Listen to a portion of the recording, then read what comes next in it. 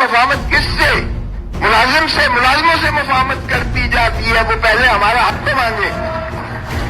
معافی کی باتیں کرتے ہو اور معافی تم مانگو. معافی جو تم نے 35 سال 40 سال اس ملک پر قبضہ کر کے مارشل لا لگا کر رکھا ہے. مارشل لا لگا کے عوام کو اور پاکستان کو جو ہے آپ نے جس ذلت اور رسوائی میں دھکیلا ہے, معافی تم مانگو اس عوام سے اور پاکستان سے. معافی کی باتیں کرتے ہو. یہ معافی کس لیے مانگے اور کس سے مانگے؟ تمہارے سے.